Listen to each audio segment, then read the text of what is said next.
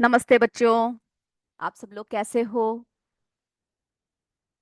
तो बताइए, हम लोग हमारा कौन सा इकाई कर रहे हैं, बताइए। जी हाँ, बिल्कुल, हमारा 10वां इकाई जीवों में उत्सर्जन के बारे में हम चर्चा कर रहे हैं। तो हमने पिछले क्लास में क्या क्या चर्चा किया? जल्दी कमेंट कीजिए, बताइए। बिल्कुल सही, उत्सर्जन की आवश्यकता, है ना? कि हमारे शरीर में उत्सर्जन की आवश्यकता क्यों होती है। फिर हमने मानव का उत्सर्जन तंत्र के बारे में चर्चा किया। ओके, जिसके बारे में अभी हम थोड़ी सी और बातें आपको बताएंगे। तो सबसे पहले हम देखते हैं हमने मानव का उत्सर्जन तंत्र के बारे में क्या क्या बातें बताई है आपको। ओके, वो जरा पॉइंट्स में जरा देख लेते हैं पहले। और आप सब पढ़कर आए हो? बताइए, हमने आपसे कहा था ना कि आप जो है जब भी हम क्लास लेते हैं आपको क्या करना है, सारे पॉइंट्स को जो है पढ़कर आना है।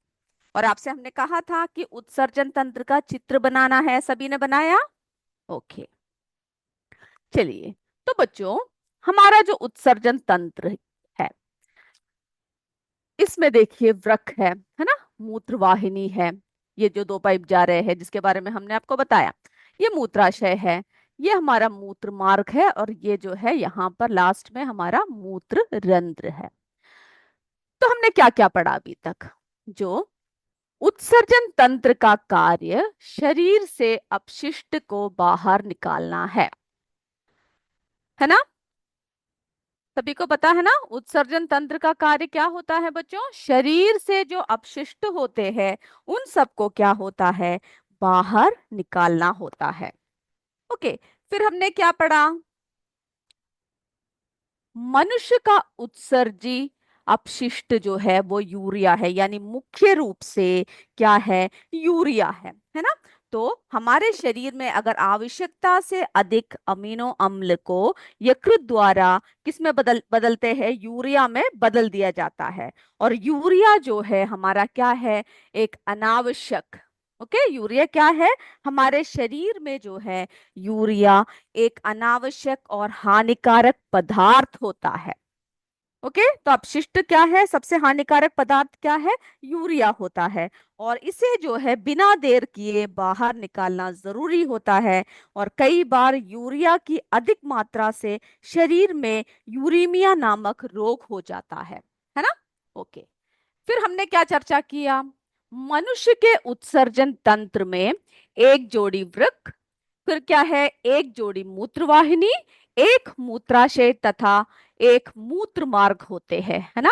हमने देखा कि जो है एक जोड़ी क्या है, वृक्क है। फिर ये देखिए मूत्रवाहिनी, देखिए दो है, यहाँ पर भी और यहाँ पर भी। तो एक जोड़ी मूत्रवाहिनी, फिर जो है मूत्राशय, है ना, मूत्र मार्ग, और ये जो सबसे निचला हिस्सा है वो क्या है, मूत्र रंध्र है। ओके, फिर हमने क्या बताया आपको? जो गुर्दे जो होते हैं, जो हमारा वृक्क जो होता है, वहां पर रक्त क्या करते हैं, रक्त को छाना जाता है ना? तो क्या बताया कि जो वृक्क जो है कमर के ऊपर यानी रीढ़ की हड्डी के दोनों तरफ जो स्थित होते हैं, वृक्क ही रक्त की प्रमुख छन्नी है। ओके, तो गुर्दे क्या करते हैं, हमारे वृक्क क्या करते हैं, हमारे रक्त को छानते हैं। जैसे कि आपकी मम्मी चाय सब बनाती है तो छन्नी से क्या करती है, चाय को छानती है ना? ऐसे नहीं चाय पत्ती के साथ ही चाय दे दे, ऐसा होता है क्या? अगर ऐसा करते हो तो फिर आप बोलते हो मम्मी ये क्या है, चाय पीने में कुछ मजा नहीं आ रहा है ना, हम लोग अच्छे से पी नहीं पाएंगे। तो उसी तरह से जो है हमारे वृक्क जो है, हमारे गुर्दे जो है, रक्त की छन्नी होती है, जो क्या करते हैं, धमनियों के जरिए रक्त गुर्दे में आता है और वहां से छनकर शिराओं के रास्ते बाहर निकल जाता है। फिर जो है, फिर हमने क्या पढ़ा कि जो वृक्क में मूत्र का निसंयंदन होता है, यानी फिल्टर होता है। वृक्क में क्या होता है, मूत्र का सब जो है फिल्ट्रेशन होता है ना, फिल्टर करती है। फिर क्या देखा हमने, मूत्रवाहिनी मूत्र को मूत्राशय तक ले जाती है। ओके, मूत्रवाहिनी जो है मूत्र को क्या करती है बच्चों, मूत्राशय तक ले जाती है। और मूत्राशय मूत्र को संग्रहित करता है। जो हमारा ये जो मूत्राशय होता है ना बच्चों, ये क्या करता है, मूत्र को संग्रहित करता है। बहुत समय तक अगर हम टॉयलेट में ना जाए तो क्या होता है, बहुत पेट में दर्द शुरू हो जाता है, क्योंकि तब क्या होता है, मूत्राशय भर चुका होता है और ज्यादा संग्रहित करने की क्षमता नहीं होती है। तो हमें क्या करना चाहिए, जल्दी से जाकर हमें टॉयलेट कर देनी चाहिए, है ना। तो मूत्र को जो है कभी भी क्या नहीं करना चाहिए, रोक कर नहीं रखना चाहिए। ओके। तो मूत्रवाहिनी मूत्र को मूत्राशय तक ले जाती है, मूत्राशय मूत्र को संग्रहित करता है, और फिर क्या होता है, मूत्र मार्ग मूत्राशय का एक द्वार है। यह जब खुलता है तब क्या होता है, जब मूत्राशय मूत्र से भर जाता है, जब मूत्राशय में यानी जब हमारा पेशाब भर जाता है ना, तब क्या होता है, इसका द्वार जो है खुलता है, तब हम क्या करते हैं, टॉयलेट में जाते हैं। ओके। चलिए, तो इतनी बातें जो है हमने क्या किया, हमारे पिछले कक्षा में हमने पढ़ लिया है। ओके। ये सारे पॉइंट्स को आप क्या करोगे, आप जो है इसको स्वयं लिखोगे। हमने पिछली बार आपसे कहा था कि ये सारे पॉइंट्स को आप क्या करोगे, ये सारे पॉइंट्स को जो है आपको क्या करना है बच्चों, स्वयं लिखना है। ओके। चलिए, अब जो है थोड़ी सी और बातें हम करते हैं इसके बारे में। ओके। तो मेरे बच्चे जो चित्र भेज रहे हैं, ऐसा कीजिएगा कि नाम जो है नीचे टाइप कर दीजिएगा, तभी क्या कर सकते हैं हम लोग जो है उसको बोल सकते हैं, नाम को बोलने में हमें आसानी होती है।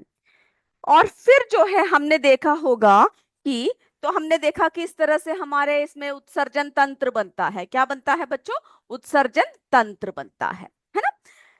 फिर जो है आपने एक और बात ध्यान दिया होगा कि जब हम गर्मियों की अपेक्षा जाड़े में हम, यानी जब सर्दी, अभी सर्दियों का मौसम है ना, अभी हमें क्या लगता है, ज्यादा टॉयलेट लगती है ना। जैसे क्लास में बैठे हुए क्लास सुन रहे, ऐसा लगता है कि हमें जो है अभी वॉशरूम जाना है। तो ऐसा क्यों होता है, क्योंकि गर्मियों में क्या होता है बताइए, बिल्कुल सही बोल रहे हो, हमारा बहुत पसीना निकलता है ना। गर्मियों में क्या होता है, हमें पसीना निकलता है, और पसीने में जल एवं लवण होते हैं। इस प्रकार क्या होता है, त्वचा द्वारा पानी की अधिक मात्रा पसीना के रूप में शरीर से बाहर निकाल देते हैं, है ना, गर्मियों में। लेकिन सर्दियों में आपको पसीना आता है क्या, नहीं आती, क्योंकि आपको बहुत सर्दी लगती है। तो हमारे शरीर का जो अनावश्यक जो पानी होता है, या फिर अनावश्यक जो लवण होते हैं, वे क्या नहीं हो पाते, बाहर नहीं निकल पाते, जिसकी वजह से हमें क्या होता है, जिसकी वजह से हमें जो है क्या होता है, बार बार ऐसा लगता है कि पेशाब आ रहा है, मूत्र आ रहा है ना। तो अब पता चला कि गर्मियों की अपेक्षा जाड़ों में हम अधिक मूत्र क्यों त्याग करते हैं, क्योंकि गर्मियों में जो है हमें पसीना आता है, पसीने के जरिए क्या निकल जाता है, पसीने में जल एवं लवण होते हैं। इस प्रकार त्वचा द्वारा पानी की अधिक मात्रा पसीने के रूप में हमारे शरीर से बाहर निकाल दी जाती है, और इसीलिए गर्मियों में हमें कम क्या लगता है, यानी गर्मियों में हमें ऐसा नहीं लगता कि बार बार वॉशरूम जाए, है ना। तो गर्मियों में मूत्र का निर्माण कम होता है। ओके। इस प्रकार जो है श्वसन क्रिया में भी कोशिकाओं में बना हुआ कार्बन डाइऑक्साइड रक्त द्वारा फेफड़ों में आता है, जहां से हमने उच्चसन सबके बारे में पढ़ा है ना, जिससे कि वायुमंडल में हम लोग क्या करते हैं, जिसे बाहर निकालते हैं।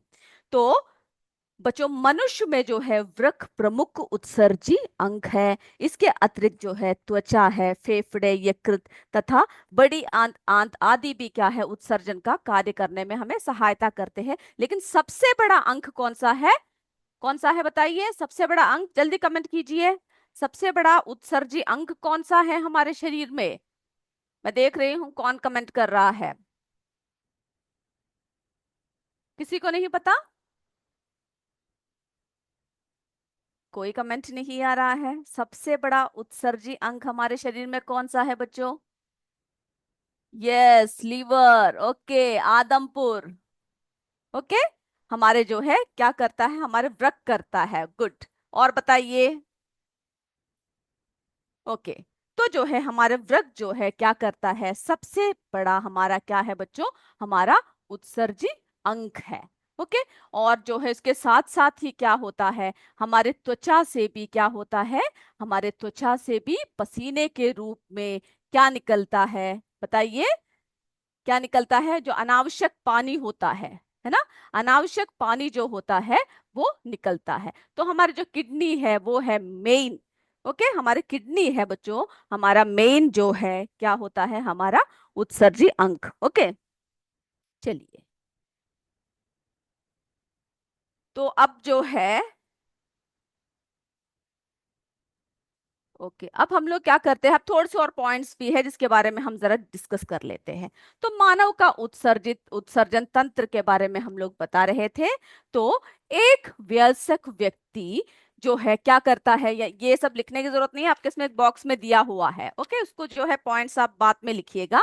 एक वयस्क व्यक्ति जो होता है प्रतिदिन यानी एक दिन में 1 लीटर से 1.5 लीटर मूत्र को उत्सर्जित करता है, यानी इतना मूत्र को जो है क्या करता है, त्याग करता है। ओके, मूत्र में जो है क्या होता है, मूत्र में जो है 95% जल होता है। ओके, फिर जो है क्या होता है, 2.5 दशमलव यूरिया होता है। ओके, 2.5% यूरिया होता है। ओके, तो हमने क्या देखा कि 2% 5 जो है यूरिया होता है, और 2.5% अन्य उत्सर्जी पदार्थ होते हैं। तो इसका जो है कितने कितने पॉइंट्स में है, वो क्या करना है, आपको लिख के रखना है। ओके, एक वयस्क व्यक्ति जो है 1 पॉइंट यानी 1 लीटर जो से लेकर 1 पॉइंट यानी 5 लीटर तक मूत्र का क्या करता है, एक दिन में त्याग करता है, उत्सर्जित करता है। ओके, मूत्र में जो है फिर क्या देखना है आपको कि कितना प्रतिशत, यानी 95% जल होता है, 2.5% यूरिया होता है, 2.5% जो है क्या होता है, अन्य उत्सर्जी पदार्थ होते हैं। और जो हमारे जो यानी पेशाब में जो पीला रंग होता है ना, मूत्र में जो हल्का पीला रंग जो होता है, वो जो है यूरोक्रोम नामक वर्णक की वजह से होता है। किसकी वजह से होता है, यूरोक्रोम नामक वर्णक की वजह से होता है। ओके, तो मूत्र कैसा होता है, हल्का अम्लीय होता है। और हमारे जब व्रत जब खराब हो जाते हैं, ओके, जब हमारा व्रत जो है क्या हो जाता है बच्चों, जब खराब हो जाता है, तो क्या होता है, हमारे शरीर में जो जो यानी हमारे व्रत का क्या कार्य है, हमारे शरीर के जो भी है ना, जो भी जहरीला पदार्थ है उन सबको जो है शरीर से बाहर निकालना है ना, हानिकारक पदार्थों को शरीर से बाहर निकालना है। तो जब हमारे शरीर में व्रत खराब हो जाने पर क्या करते हैं, जो है रक्त यानी रक्त का शुद्धिकरण सब नहीं हो पाता है, तो उसको जो है हम लोग आर्टिफिशियल तरीके से यानी यानी क्या करते हैं, आप आपोहन यानी डायलिसिस, ओके, डायलिसिस के द्वारा हम लोग क्या करते हैं, उसको जो है कृत्रिम तरीके से हमारे शरीर से जो भी हमारे जो वेस्ट प्रोडक्ट्स हैं उन सबको हमें निकालना पड़ता है। ओके, चलिए, तो इतनी पॉइंट्स हमने बोला। ओके, अब जो है हम लोग देखते हैं अन्य जंतुओं में उत्सर्जन तंत्र। ओके, अन्य जंतुओं में उत्सर्जन तंत्र के बारे में अब हम बात करेंगे। ओके ओके ओके, आप जानना चाहते हैं कि अन्य जंतुओं में भी क्या उत्सर्जन होता है? जी हाँ, बिल्कुल होता है। ओके, जैसे कि मानव के शरीर में जैसे उत्सर्जन होता है, वैसे ही अन्य जीवित क्या होता है, अन्य जीवित यानी जंतुओं के शरीर में भी क्या होता है बच्चों, उत्सर्जन होता है। ओके, तो अभी हम लोग क्या देख रहे हैं, अन्य जंतुओं के उत्सर्जन अंग।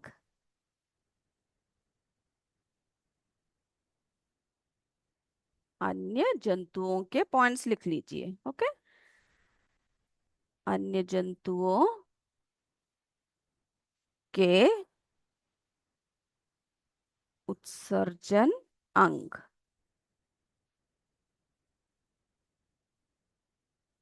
ओके, तो जो है जैसे कि एक कोशिक यानी जो जो भी जंतु है, हमने मनुष्य के बारे में भी देख लिया, बहुकोशिक है ना। तो एक कोशिक एवं निम्न कोटि के जीवों में भी उत्सर्जन होती है, लेकिन ये क्रियाएं कैसे होती है, उनकी जो शरीर होता है उसमें क्या नहीं होता है, कोई ऐसा विशेष अंग नहीं होता जैसे कि मानव के शरीर में होता है जिससे कि क्या हो जाए, उत्सर्जन होए। ओके, तो इस तरह से जो है अन्य जो है सूक्ष्म जीवों हो या फिर कोई अन्य जंतुओं हो, उन सब के शरीर में जो है किस तरह से उत्सर्जन होता है। तो जैसे कि हमने देखा कि जैसे कि अमीबा है, हमने जो है जीवों में पोषण है ना, उसमें हमने पढ़ भी रखा है कि किस तरह से वे जो है क्या करते हैं, जो अमीबा के में पादप द्वारा किस तरह से भोजन ग्रहण करते हैं और किस तरह से जो है उनके शरीर से किस तरह से वे भोजन को क्या करते हैं, बाहर निकालते हैं। ओके, तो भोजन ग्रहण करने के सब हमने देख लिया। तो इनमें भी क्या होता है, जब ये भोजन ग्रहण करते हैं तो क्या होता है, अमीबा, पैरामीशियम, इन सब में क्या होता है, जैसे ये भोजन ग्रहण करते हैं, ये देखिए हाइड्रा है ना, ये इन सब में क्या होता है, जब ये भोजन को ग्रहण करते हैं तो इनके शरीर में जो है कोई भी ऐसा विशेष अंग नहीं होता जिनकी जिनसे क्या नहीं कर पाए, वे लोग जो है अपना, जैसे कि हमारे इसमें जो है सही सही सारे अंग दे रखे हैं, लेकिन इनके इसमें क्या होता है, ऐसा कोई विशेष संरचना नहीं होता। वे अपने शरीर के किसी भी भाग के द्वारा क्या करते हैं, अपने शरीर से जो लवणीय यानी उनके शरीर में जो भी वेस्टेज होती है उसको जो है क्या करते हैं, बाहर निकाल देते हैं। तो एक कोशिक एवं निम्न कोटि के जीवों में भी उत्सर्जन क्रिया होती है। एक कोशिक जीव जैसे अमीबा, पैरामीशियम में निम्न कोटि के बहुकोशिक जंतु जैसे कि स्पंज है ना, ये देखिए हाइड्रा है, तो इन सब में क्या होता है, इनके शरीर में जो है प्रत्येक कोशिका का बाहरी, यानी ये अगर जल सब में होंगे तो क्या होगा, इनके जल से सीधा संपर्क या वातावरण से इनके शरीर का सीधा संपर्क रहता है। और वे क्या करते हैं, वे वातावरण में ही जो भी वेस्टेज होते हैं वो उसको यानी बाहर छोड़ देते हैं, उसको रिलीज कर देते हैं। इन जीवों का कोई विशेष उत्सर्जी अंग नहीं होता है। ओके, परंतु ये क्या करते हैं, ये जंतु जल में हानिकारक एवं अनावश्यक उत्सर्जित पदार्थ को क्या करते रहते हैं, बाहर निकालते रहते हैं। और वैसे ही आपने मछलियों का ध्यान दिया होगा, है ना, अगर आप अपने घर में मछलियों को पालते हैं तो आपने देखा होगा कि थोड़े समय बाद क्या हो जाता है बच्चों, जो पानी जो है वो जल्दी गंदा हो जाता है ना, एक काला रंग का पदार्थ क्या होता है, पानी में पड़ा रहता है। आपने कभी ध्यान दिया है क्या इस तरह से, कि अगर आप मछली, अगर आपने नहीं ध्यान दिया तो देखना, तो क्या होता है, जो मछलियां सब जो होती है वे भी क्या करते हैं, यानी उनका कोई विशेष अंग नहीं होता है, लेकिन वे क्या करते हैं, अपने जो शरीर में जो भी अनावश्यक जो वस्तुएं जो बनी होती है, यानी अलवणीय जलीय मछलियों में क्या होता है, उत्सर्जित पदार्थ क्या होता है, अमोनिया होता है। ओके, वे पानी में क्या करते रहते हैं, विसर्जित करते रहते हैं। तो हमने क्या देखा, कैसा देखा कि अन्य जंतुओं में भी क्या होता है बच्चों, उत्सर्जन अंग होते हैं, है ना। जैसे कि हमारे जो है जैसे विकसित जंतुओं में क्या कैसे होता है, उत्सर्जन की क्रिया विशेष अंगों द्वारा होती है जिन्हें हम उत्सर्जी अंग कहते हैं, है ना। लेकिन जंतुओं में क्या नहीं होते, एक ही प्रकार के, यानी जंतुओं में, सभी जंतुओं में क्या होते हैं, यानी सारे जंतुओं में अलग अलग उत्सर्जी अंग होते हैं, है ना। सभी जंतुओं में एक ही प्रकार के उत्सर्जी अंग नहीं होते हैं, अलग अलग जंतुओं में अलग अलग प्रकार के क्या होता है, अंग होते हैं। ओके, अलग अलग। तो आपको ये पता होना चाहिए कि सभी एक जैसा नहीं होता, सभी जो है उत्सर्जन एक जैसा नहीं करते हैं, अलग अलग जंतुओं में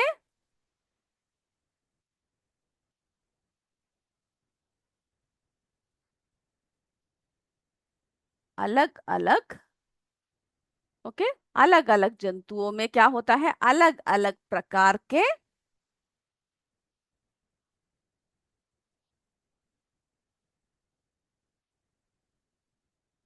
अलग अलग प्रकार के क्या होते हैं बच्चों, उत्सर्जी अंग होते हैं। ओके, अलग अलग प्रकार के उत्सर्जी अंग होते हैं। फिर आपको एक एक जीवों का लिखना है कि कहाँ कहाँ से उनका जो है क्या होता है, उनका उत्सर्जन होता है।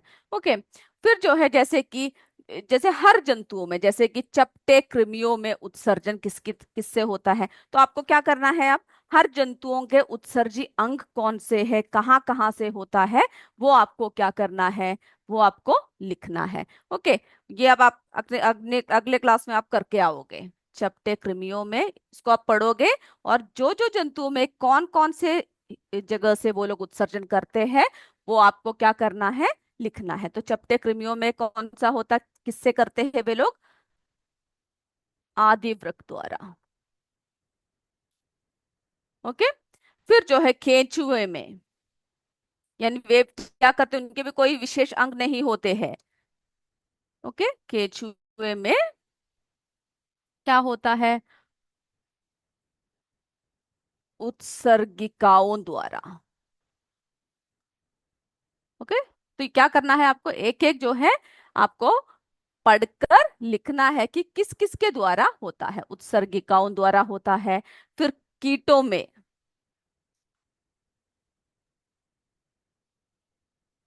मेरे बच्चों ने बहुत सारे चित्र भेजे हुए हैं मुझे, जो है आप सबके नाम भी बोलने हैं, और हमारे एग्जाम भी अभी एमसीक्यू भी होने वाला है, तो हम लोग ऐसा करते हैं, अभी आपके नाम पहले बोलते हैं, है ना।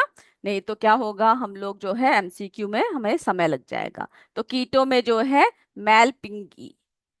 तो ये सब जो है क्या करना है आपको, लिख के आना है। अगली बार आप मुझे बताओगे, ठीक है, कहाँ किस किस में किस किस विशेष अंगों द्वारा उत्सर्जन होता है। ओके, चलिए। तो हमने देखा कि अलग अलग इसमें क्या होता है, अलग अलग जगह से उत्सर्जन होता है। इसके बारे में और डिटेल्स जो है हम क्या करेंगे, आपको अगली क्लास में देंगे। ओके, तो मेरे बच्चों ने जिन्होंने चित्र भेजे हैं, पहले हम जरा जल्दी से देख लेते हैं क्योंकि हमारा एमसीक्यू का समय हो रहा है। ओके, इसीलिए हम बोलते हैं नाम को जल्दी से टाइप कर दिया करो, क्योंकि जो है हमें बहुत समय नहीं मिल पाता है बोलने के लिए। सीएस खानपुर से भेजा हुआ है, शिम्बी पटेल ने भेजा है, बहुत सुंदर है शिम्बी पटेल। स्कूल के नाम से भेजिएगा, ठीक है। अनंतपुर से भेजा हुआ है, एक और भेजा है लेकिन वो फोन नंबर है, मैं पता नहीं चल पा रहा। अनंतपुर से बहुत सारे बच्चों ने भेज रखा है मेरे।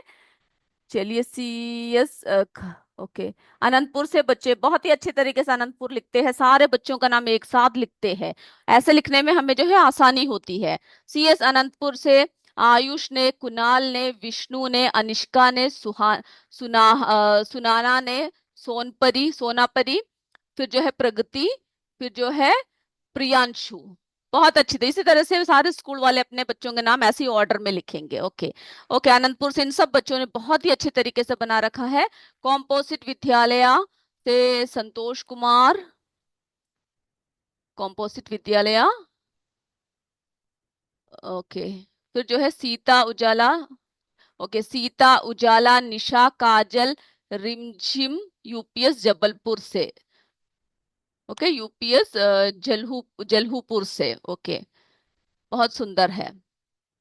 कॉम्पोजिट विद्यालय से। ओके, जो पॉइंट सब लिखा हुआ भेज रखा है, बहुत ही सुंदर तरीके से मेरे बच्चे भेजते हैं। ओके, और ललित। ओके, नैन्सी ने भेजा है किरातपुर से। सीएस दादूपुर से भेजा हुआ है अनुराधा। सीएस दादूपुर, सीएस दादूपुर से अनुराधा ने भेज रखा है। ओके, किरातपुर से अनुराधा ने, दादूपुर से नाम आपने लिखा नहीं है, फिर हम कैसे नाम ले। सीएस केपीयूएस जया ने भेज रखा है, गणेश चौरसिया, विकास के यूपीएस भारतीयारा से विकास, मनीष, राजवीर, ज्ञान शंकर। ओके, गुलदिया, आदर्श, सभी ने भेज रखा है, बहुत सुंदर है। किरातपुर से शाहिनी।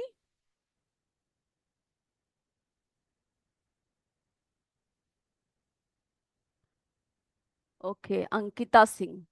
तो बच्चों हम लोग जो है आपके चित्र को बाद में देखेंगे, पहले हम लोग क्या करते हैं, हम लोग जो है अपने एमसीक्यू की तरफ चलते हैं। तो मेरे बच्चे तैयार हो जाइए, उसके बाद हम आपके सारे चित्रों को जो है क्या करेंगे, बैठ के देखेंगे। ओके, तो एमसीक्यू के लिए सब तैयार रहिए।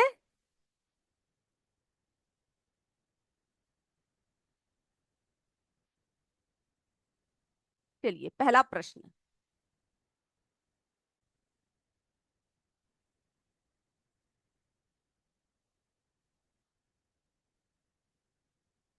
चलिए, और भी बहुत सारे बच्चों ने भेजा हुआ है। ओके, मैं इसके बाद अगर समय मिला तो लूंगी, ठीक है। ओके, सीएस कारहियोन से भी बच्चों ने भेज रखा है, हाथ में पकड़ के चित्र भेजा हुआ है, बहुत सुंदर है, लेकिन मेरे बच्चे ने नाम नहीं लिखा हुआ है। ओके, चलिए। तो बच्चों पहला प्रश्न देखिए, जल्दी से लिखिए। अपशिष्ट पदार्थों को शरीर से बाहर निकालने की क्रिया को क्या कहते हैं।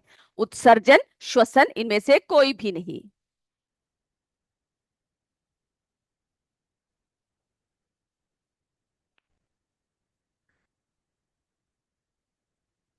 हो गया पहला प्रश्न। जल्दी नंबर डालिए और जो है जो भी आंसर है वो लिख लीजिए।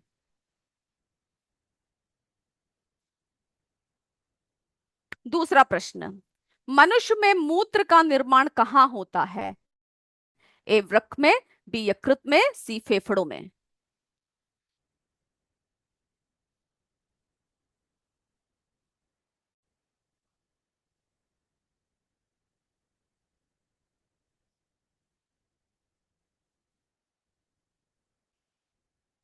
ओके, बहुत जल्दी लिखिए।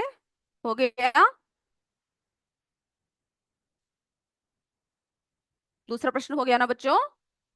तीसरा, रक्त में यूरिया की मात्रा अधिक होने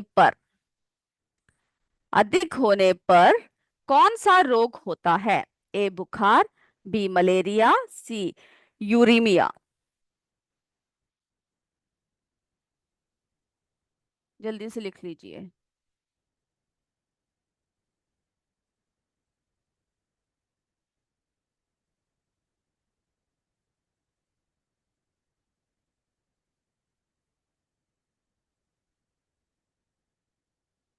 ये सब आपको उत्तर पता है, मुझे पता है ना? जैसे ही आप प्रश्न देखोगे फटाफट आप लिख पाओगे। चौथा जो है, मानव शरीर में उत्सर्जन की प्रक्रिया के लिए आवश्यक अंग है, कौन सा आवश्यक अंग है? ए वृक्क, बी हृदय, सी फेफड़े।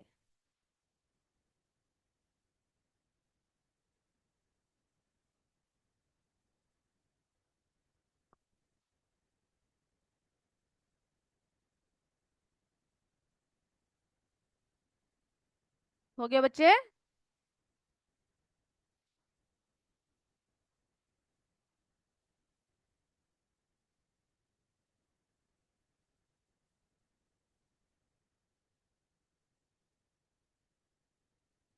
मेरे बच्चे बहुत सुंदर सुंदर चित्र भेज रहे हैं। अगर देखते हैं हम लोग इसके बाद जो है आपका नाम बोल पाएंगे कि नहीं, हमारे पास समय की कमी रहती है। मानव के उत्सर्जन तंत्र में शामिल नहीं है, क्या शामिल नहीं है? वृक्क, नेत्र, मूत्र वाहिनी।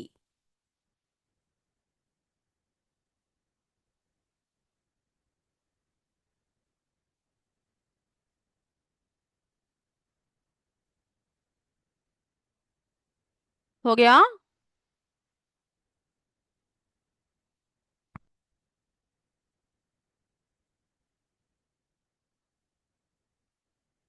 चलिए हमारा छठवां प्रश्न देखिए। मूत्राशय के द्वार को किस नाम से जाना जाता है? ए वृक्क, बी मूत्रवाहिनी, सी मूत्र मार्ग।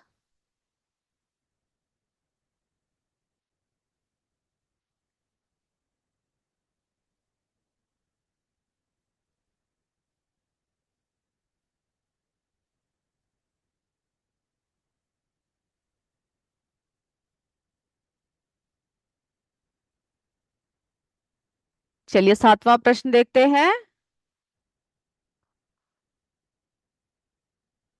मानव में प्रमुख उत्सर्जन उत्पाद क्या होता है? A urea, B ammonia, C uric अम्ल। प्रमुख। और मेरे बच्चे जो जो चित्र भेज रहे हैं, हम क्लास के बाद बैठ के आपके सारे चित्रों को देखेंगे। ओके?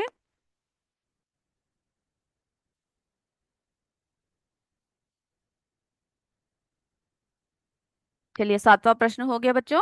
आठवां प्रश्न,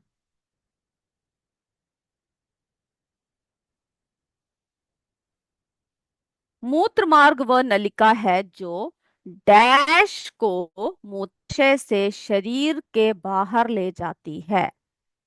मूत्र मार्ग वह नलिका है जो डैश को क्या ले जाती है? मूत्राशय से शरीर के बाहर तक ले जाती है।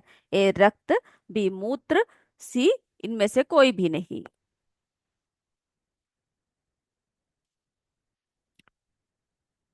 मूत्र मार्ग।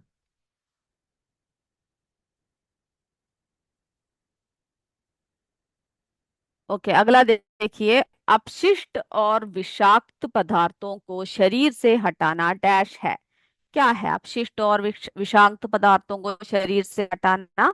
क्या है? डैश है। ए आवश्यक नहीं है, बी आवश्यक है, सी इनमें से कोई भी नहीं। बहुत ही आसान है अगर आपने सारे पढ़ा हुआ है तो। ओके, अब जो है जल्दी जल्दी लिख पाओगे।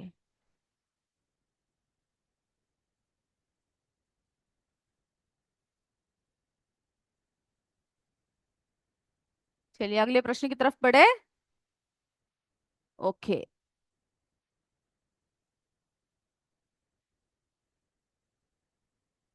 डैश रक्त की प्रमुख छन्नी है, यानी क्या रक्त को छानता है इसमें से कौन? ए आमाशय, बी बड़ी आंत, सी वृक्क। कौन छानता है? चलिए अब हम लोग उत्तर की तरफ चलते हैं। ओके। ओके, सेवेंथ क्वेश्चन छूट गया है। मानव का प्रमुख उत्सर्जन उत्पाद क्या होता है? ओके, वो है सेवेंथ। चलिए अब हम उत्तर की तरफ चलते हैं। आप लोग जो है माइक ऑन कर दीजिए और हमारे उत्तरों को बताइए। चलिए सब बच्चे फर्स्ट का आंसर दीजिए मेरे बच्चे। ओके। अपशिष्ट पदार्थों को शरीर से बाहर निकालने की क्रिया को क्या कहते हैं? जल्दी बताइए। Sir please unmute them. तो मेरे बच्चों बिल्कुल सही सही जवाब दिए हैं, और मेरे बच्चों ने बहुत सारे चित्र भी भेजे हुए हैं, लेकिन समय की कमी की वजह से हम जो है सभी का नाम नहीं ले पाएंगे। हमें जो है, जो आकांक्षा पाल ने जो हमारे के एस करियोन से भेजा है, वो भी हमें चित्र मिल चुका है। हम आपके सभी के चित्र को चेक करेंगे। ओके। तो अगले कक्षा में हम फिर मिलेंगे। तब तक जय विद्या शक्ति, जय हिंद, जय भारत। धन्यवाद मेरे बच्चों।